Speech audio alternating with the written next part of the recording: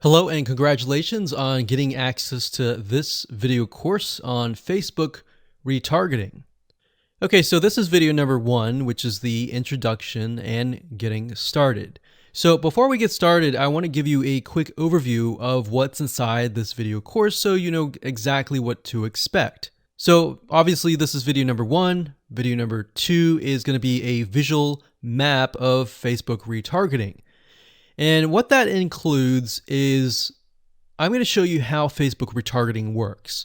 And a lot of times people jump straight into showing you how to set things up.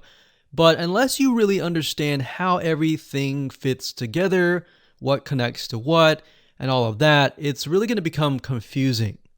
Because if you set things up like an email opt-in retargeting campaign or a blog post campaign, or a purchase retargeting campaign, every one of those is different. So once I show you the basics via a visual map, that's when we show you some real life examples in video number 3. Of course, in video number 4, I'm going to talk about the Facebook pixel, what it is, why it's important, and how it's used. And of course, from that point, we'll move to video number 5 and talk about how to add the pixel to your website, whether you're using WordPress, ClickFunnels, Lead Pages, or any other landing page builder.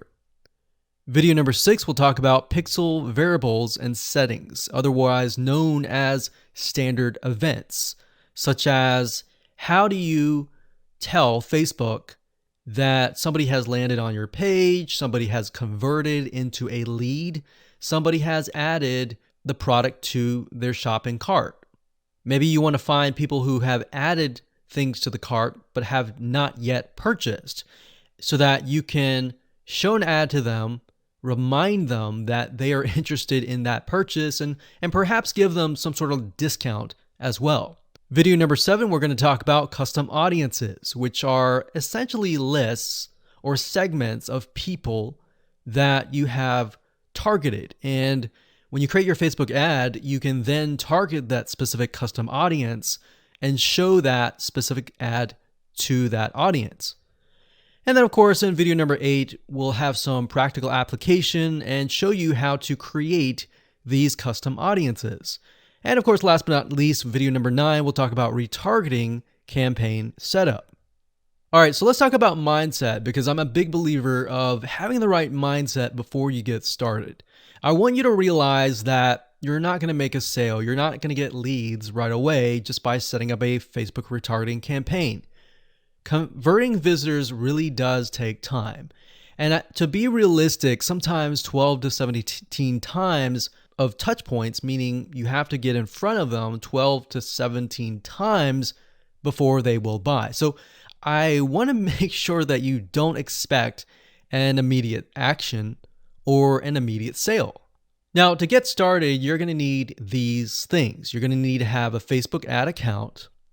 And in doing so, you'll also need to have a Facebook business account. And you can go to business.facebook.com to get access to a Facebook business account. Now, having a business account is separate from the Facebook ad account. You'll obviously need money for ads, realistically at least $500 or more. This is not free by any means, but it's a great way to test things and find results right away. You'll also need to have an idea of how you are selling your product or service in terms of your website, in terms of your funnel landing page setup, meaning how many pages do you have in your funnel? Do you have 3? Do you have 4? Do you have 5? How many? So you want to have an idea of that before you get started, because it'll start to make sense once I show you around. And of course, you'll need to have some sort of mind map or flowchart software. And the reason for that is it will help you be able to map things out, map your own plan of attack out, so that you will be able to successfully implement everything that we're teaching you. Hello and welcome back. This is video number 2. And in this specific video, we're going to show you a bird's eye view of how Facebook retargeting works. So you may have a general idea of how Facebook retargeting works, but my goal here is to kind of give you a visual mind map of how all the pieces connect together.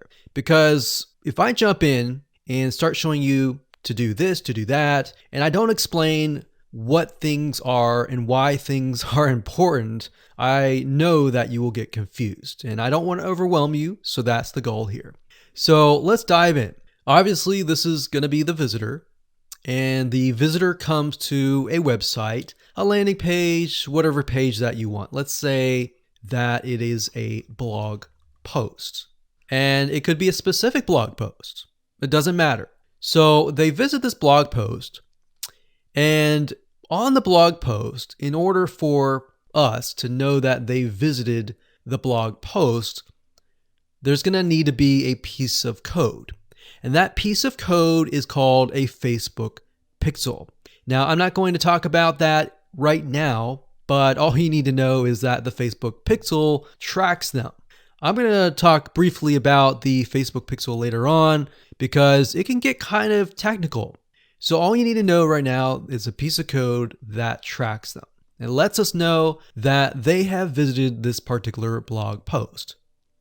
Now, bear in mind that if you want to learn how to set things up with different scenarios, what do you do with an opt-in page? Or what do you do when you're trying to get somebody to fill out a form? Or what do you do when you're trying to sell a product? Well, I'm going to talk about different real-life examples in the next video. All right, so just keep that in mind. Let's just talk about the basics.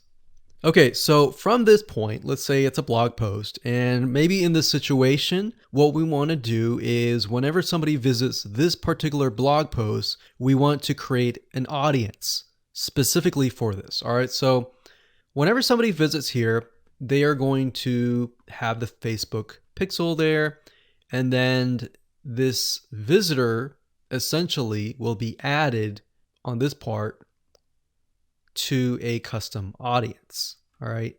And don't worry, we're going to explain all of this later on. Now, this custom audience is going to allow us to say, okay, anybody who visits this page is now added to this audience here. Now, why do you need an audience? Well, you need an audience because when it comes to trying to put ads up, so let's put this up. Let's do a Facebook ad.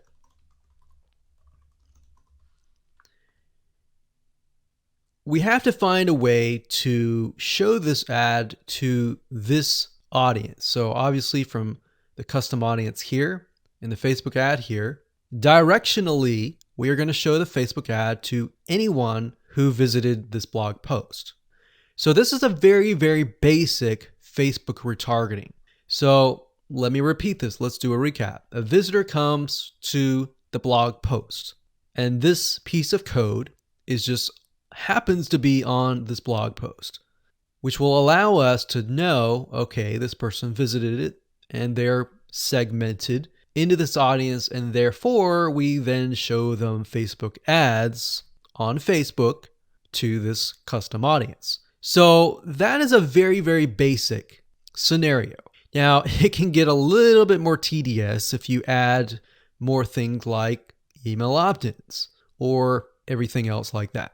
But I just want to start with the basics. We'll talk about more about real life examples in the next video. Now, what you will need to learn is the Facebook pixel, how to use it, how to set up different things like triggers, different ways to work with variables. And the Facebook pixel is just more than a piece of code. It can track when somebody visits a page. It can track when somebody buys a product. It can track when somebody opts in. So in other words, if you want to know if a conversion happened, then you will need the Facebook pixel again.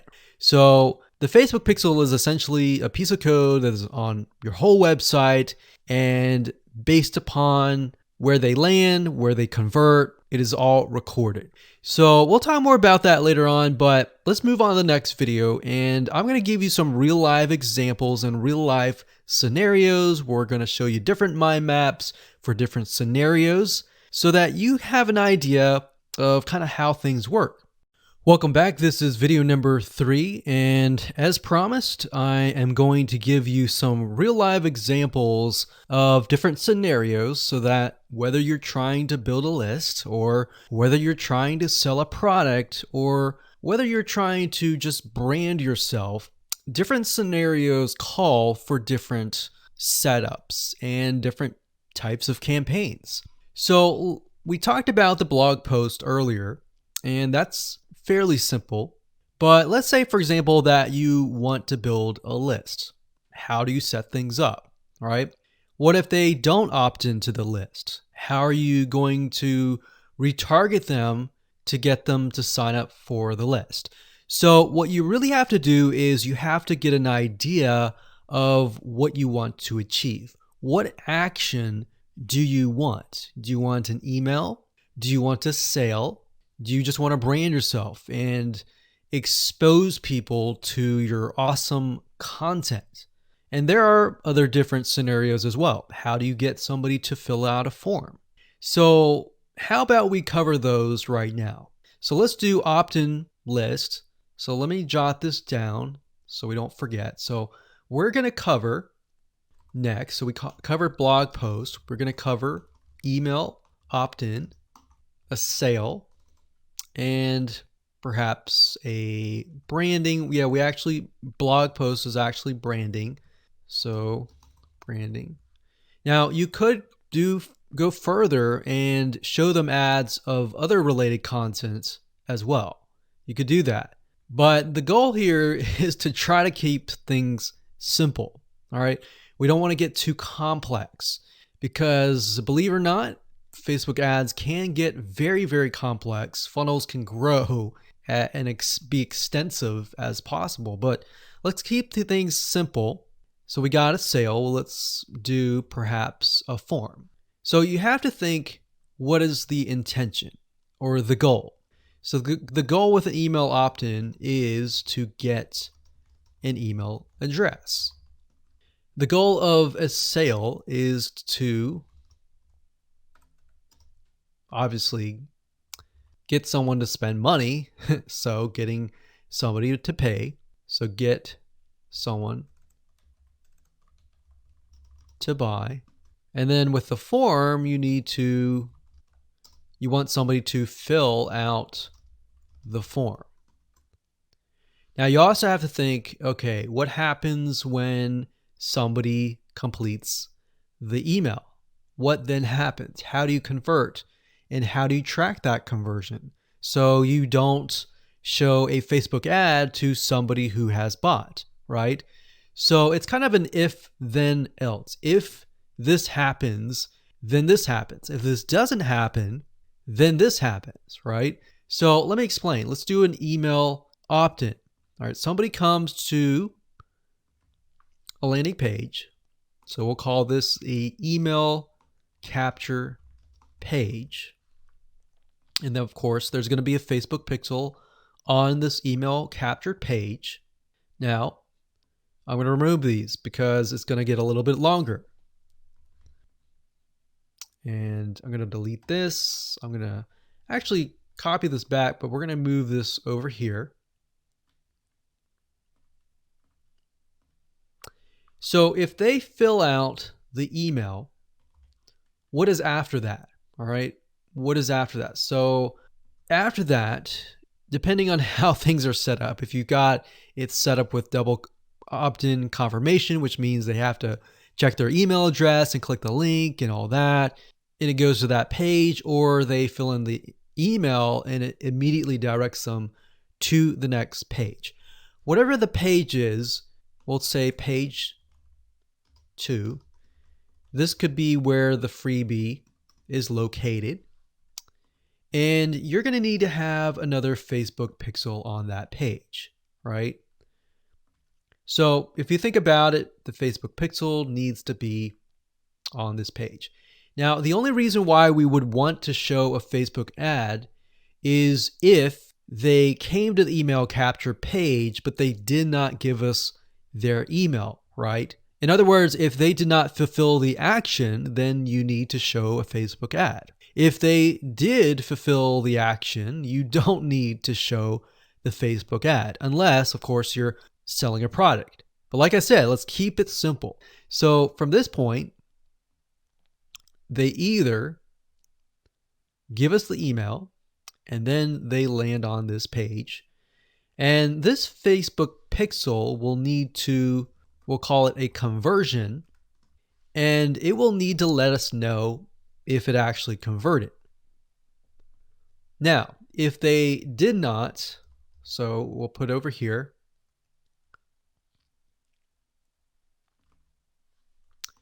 did not give email.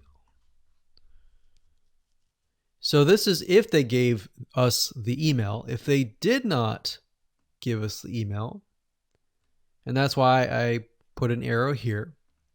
So these are scenario 1. So we could actually name this. Let's name this scenario 1.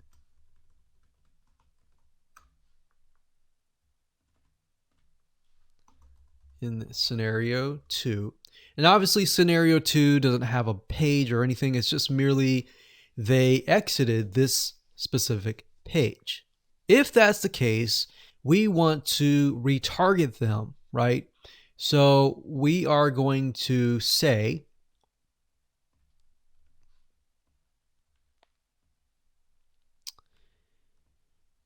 if they did not give us the email, then we're going to put them into a custom audience.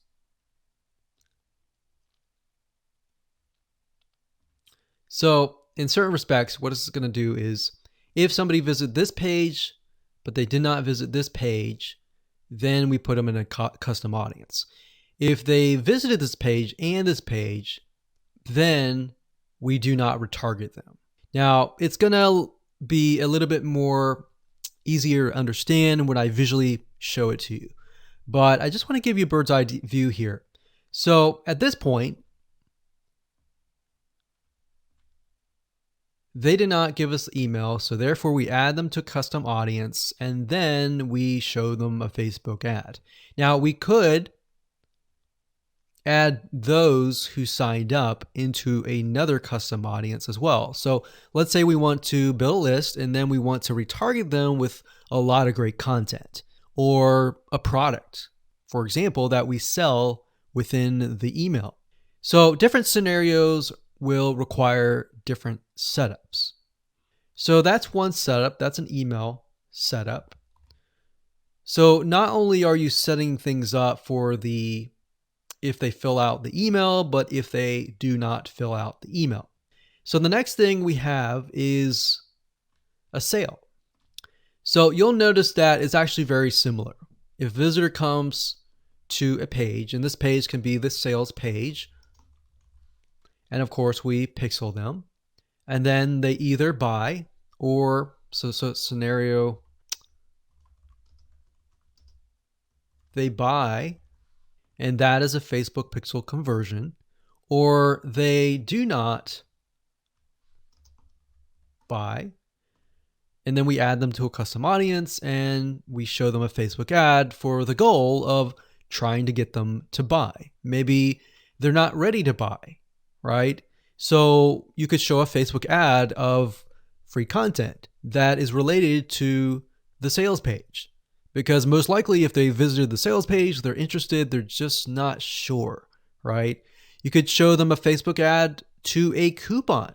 So there are many different ways of doing this. So now you can kind of get an idea. It's very, very similar from the email to the sale. Any type of conversion is very, very similar. So now we have a form. So let's see here. We got sales page here. And let's do a form. So they come to the form, and our goal is to get them to fill out the form. So we got a Facebook pixel here as well. Of course, scenario 1, they fill out form, and then we have a Facebook pixel, and we're able to track that they did fill out the form. And scenario 2, they did not fill out form, so we want to retarget them with either really good content or something that speaks directly to them to try to get them to come back and fill out the form. And that can be the Facebook ad. So as you can see, anytime you have a action, it actually becomes very, very similar in the setup. So now that you have a better idea of the different real life scenarios and examples, let's move on to the next video and talk about the Facebook Pixel, what it is, why it's important, and where to get it.